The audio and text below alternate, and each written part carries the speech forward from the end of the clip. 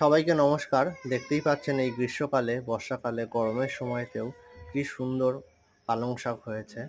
আমাদের বাড়িতে একটি ছোট বাচ্চা রয়েছে, যার জন্যই আমার এই পালং শাক চাষ করা।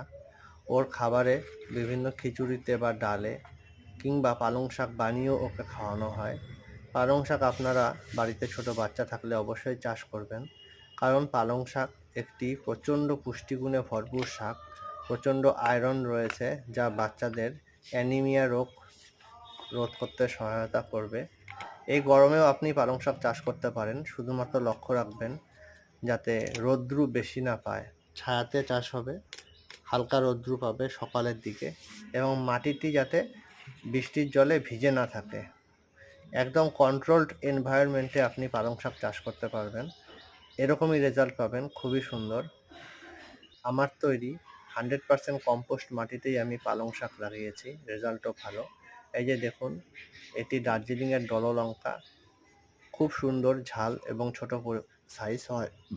সরি, এই ডললঙ্কার চারাই তৈরি করেছি, কিছু বন্ধু বান্ধবদের গিফট করব। দুটো পেঁপে গাছও লাগানো হয়েছে, পেঁপে কিনে এনেছিলাম বাজার থেকে, ওখান থেকে দুটো বীজ চুজ করে লাগিয়েছি। আপনারা বাজার থেকে পেঁপে কিনে আনলে যে পেঁপের ভেতরে সব থেকে কালো বীজ রয়েছে এবং সব থেকে বড়, সেই বীজগুলোই চুজ করবেন, সেগুলো বড় হয়ে ভালো রেজাল্ট দেয়। আর এই যে দেখুন কি সুন্দর, প্রচুর পরিমাণে লম্বা সবেদা হয়েছে। এটিকে বাংলায় ল্যাংচা সবেদাও বলা হয়ে থাকে।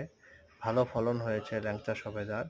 আর এই কামরাঙ্গা গাছটিতে, থাই ভ্যারাইটির মিষ্টি কামরাঙ্গা গাছটিতে কলি চলে এসছে। দেখা যাক কয়টা টেকাতে পারি। আগের বছর তো 3-4টে বড় সাইজের কামরাঙ্গা হয়েছিল। সবাইকে ধন্যবাদ ভিডিওটি দেখার জন্য।